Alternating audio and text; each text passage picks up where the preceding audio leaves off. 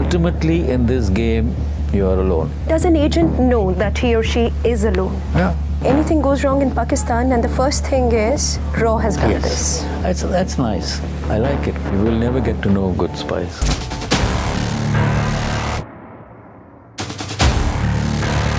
I saw Ekta Tiger for fun. Was it fun? It reminds me of James Bond. Best thing was that our man got the ISI woman. Yes. That was the best thing. Has it ever happened that our man or our woman got the ISI man or a woman? I haven't heard of that.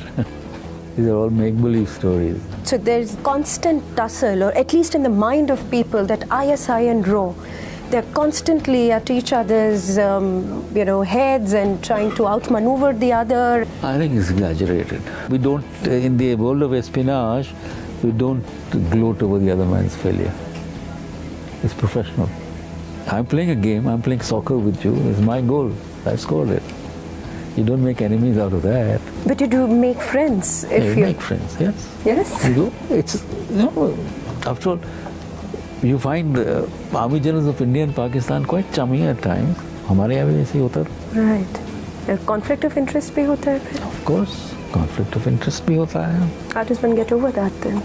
You either break the relationship, or you sidestep, or you tell him no more. This I won't do. But then anything goes wrong in Pakistan and the first thing is, Raw has done this. Yes, that's nice. I like it. Part of the game, it's part of how you build perceptions, part of how you want to portray the enemy. So I think a larger-than-life image is good. Works very well. We are very curious to know the kind of relationship that you have in a third country. Actually, it's quite a normal existence. If you get to know he is from the other agency, it's all right. We don't run away from each other. They don't wear a red shirt. Then how do you figure out? You know, if a man is seen at all functions, wherever you go, same guy, he must be an intelligence operator. In a country where you would otherwise not have access to certain information and recruiting people there, how does that work? It's all a game of fishing. You go out on fishing expeditions, as it were. You know the area you want to cover. You know that you try and see who are the people who are working there. You find out their addresses. You do homework before that, all sorts of homework, and you try and find out which is the club he visits, which is the bar he goes to, where does he shop. So you do a lot of recce of a prospective target. It's not like buying Colgate toothpaste in a market or an L1 or L2 and then you say lowest rate is the goodest, best rate. No, it doesn't work like that. You're going into hostile territory.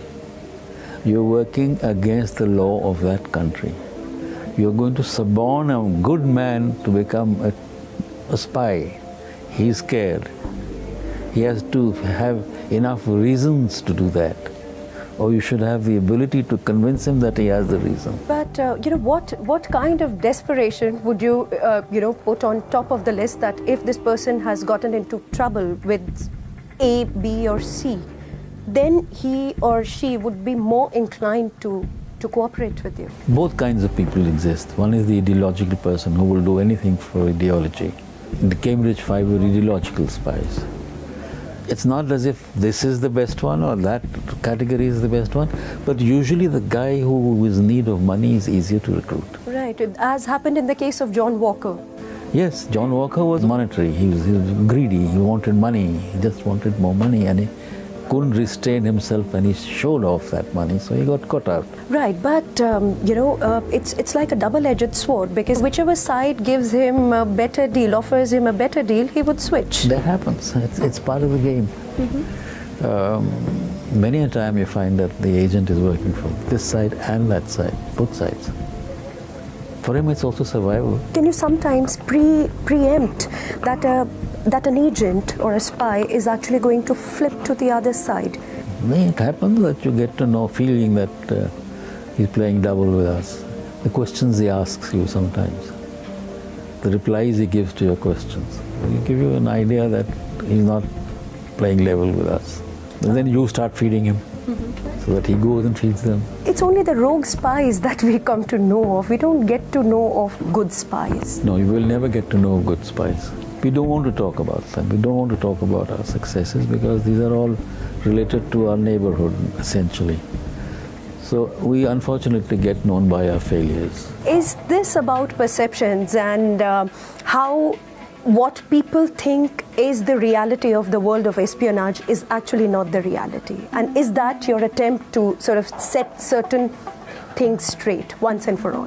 That is essentially the attempt to tell the reader how the real world of espionage works, and it is not what we normally see in novels even, or on the screen, or on TV. In the mind of a reader or a viewer is this outlandish, very glamorous world where a perfect spy can fly a plane like Daniel Craig, can run miles without breaking into sweat, and he can kill, he can make love, he can order a martini. The world of espionage, somewhat glamorous at least. Please don't tell me that it's not.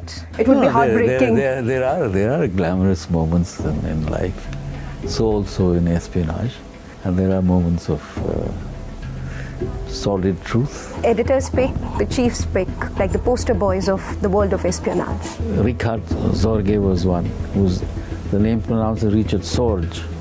He spied for the Germans, he spied for the Soviets, he spied for the Japanese. And he was the man who told Stalin that Hitler is going to attack in June.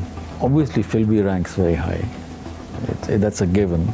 And there was this spy in the Israeli spy Pollard. He was the naval spy. He was doing it against a friendly country. He was one of them.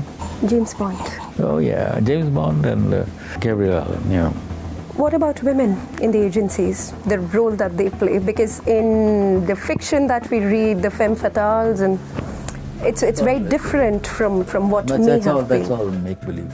We have women officers who work like other officers, that's it. Don't have agents running around.